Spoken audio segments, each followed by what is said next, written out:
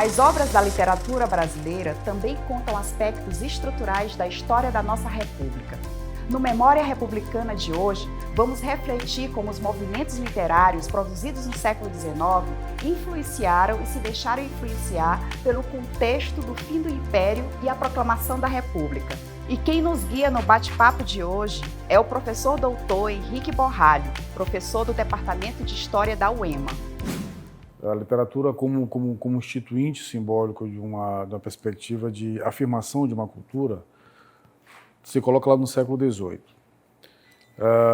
Porque você tem uma metacrítica, os conjuntos, né, relacionais que dão a ideia do que se constitui uma civilização. Então, há uma relação profunda entre literatura e nação.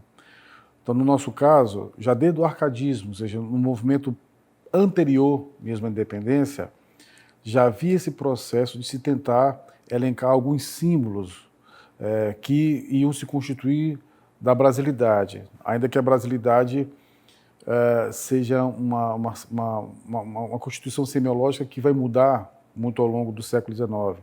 Primeiro porque não havia nem ideia de brasileiro, né? Havia ideia de brasilienses, ou seja, brasilienses eles eram, na verdade, filhos reinóis, né?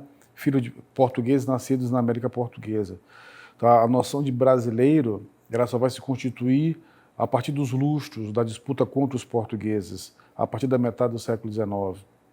Então, desde o arcadismo, ainda que havia uma comungação entre Europa, porque os árcades eles não abriam mão de um cepo, né, de uma relação que estabelecia com a Grécia, ainda com os elementos que eram portugueses, porque nesse momento não é ainda uma emancipação, não havia, mas já com os elementos que vão se constituir com a chamada brasilidade. Então, por exemplo, esses aspectos que diz respeito ao nativismo. Então, existe também uma idealização nativista lá do século XVII, do século XVI.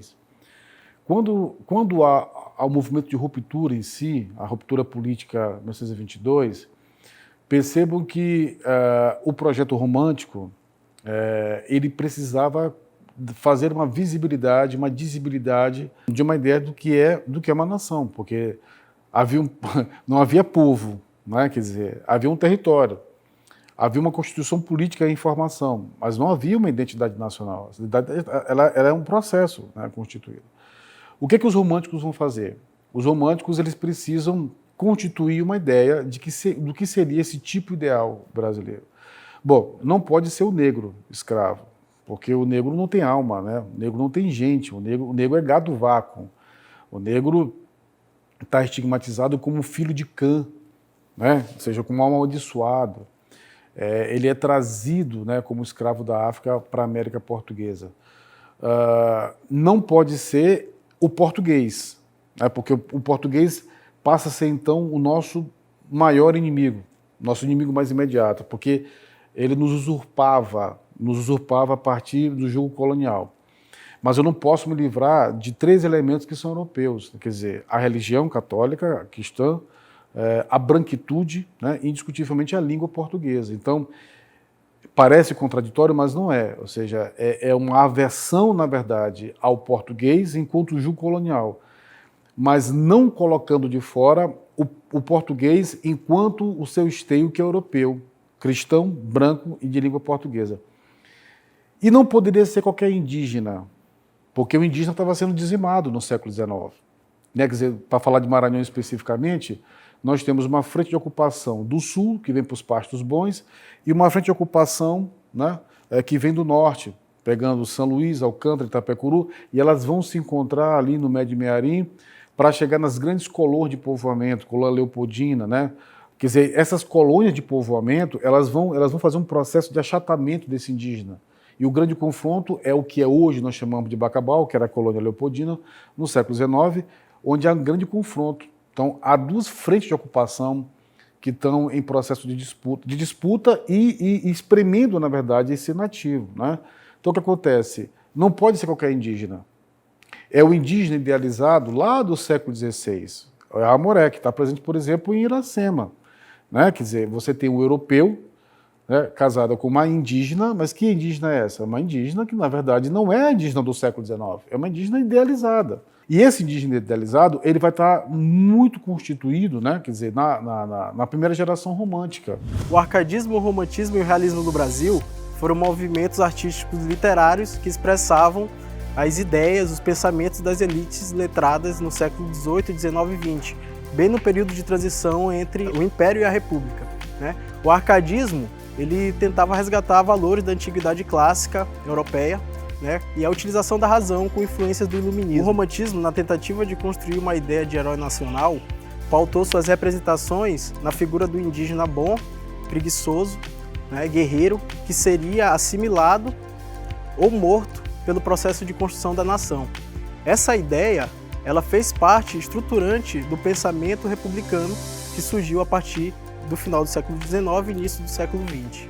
O realismo surge no final do século XIX, já no período de transição entre o Império e a República, e é um movimento que se contrapôs ao romantismo. É influenciado também pelo racionalismo e por outros movimentos científicos que surgiam nesse contexto temporal. Por que a literatura é quem faz a dizibilidade disso e não a história?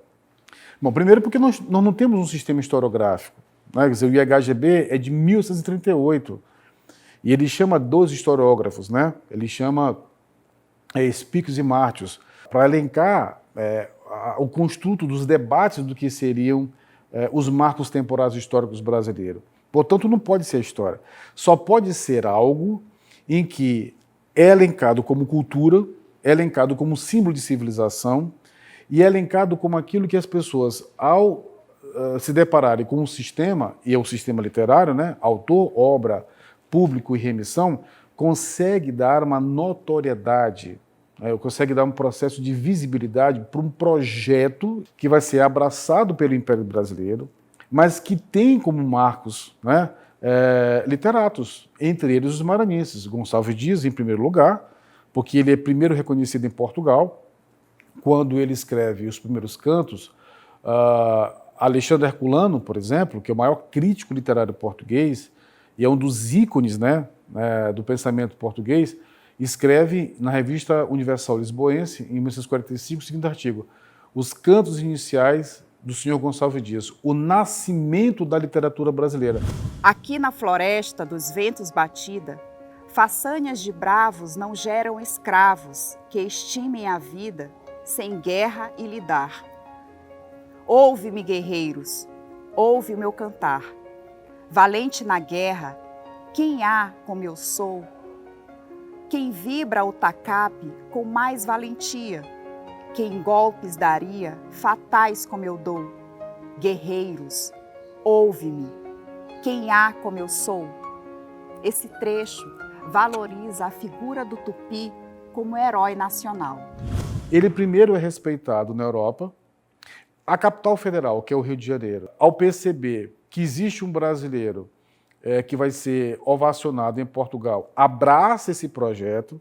A literatura está fazendo esse papel e ela está estabelecendo os códigos. O código de comportamento, um código de leitura, um código de sociabilidade, um código de civilidade.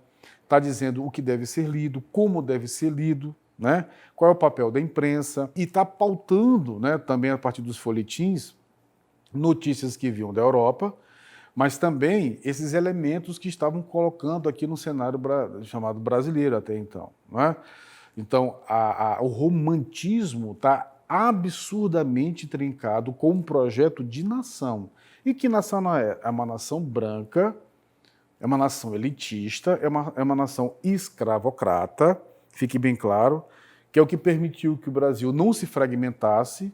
Os grandes fazendeiros brasileiros que, ao apoiar a figura de Dom Pedro II, dizem assim, olha, nós participamos dessa coesão com uma condição: não toque no Estatuto da Escravidão. Então, esse primeiro projeto é um projeto que tem como mote uma aversão, na verdade, à miscigenação. Quando nós vamos para a República, o que é que nós temos? Nós temos uma geração de maranhenses que começam a migrar para a, então, capital federal. A constituição de uma ideia de uma Atenas já está extremamente consolidada, discutível, mas extremamente consolidada, a ideia de uma Atenas brasileira. E nós temos um projeto de uma segunda e terceira geração né, segunda e terceira geração, que, influenciada pelo positivismo, influenciada pelo movimento abolicionista, influenciado por uma ideia de desgaste dos elementos imperiais, constitui a noção de república.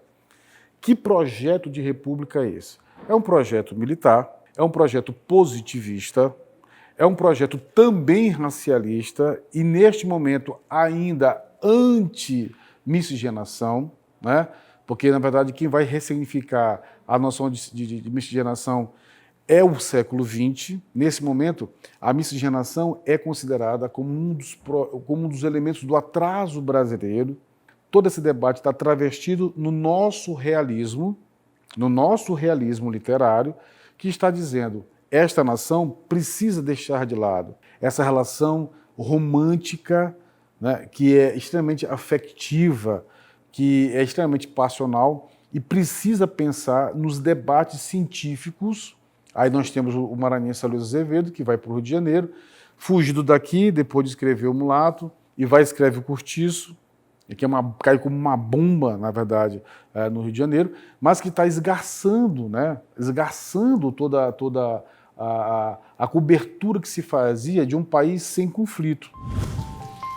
Eram 5 horas da manhã e o Cortiço acordava, abrindo não os olhos, mas a sua infinidade de portas e janelas alinhadas. Das portas surgiam cabeças congestionadas de sono. Ouviam-se amplos bocejos, fortes como o muralhar das ondas. Pigarreava-se grosso por toda a parte.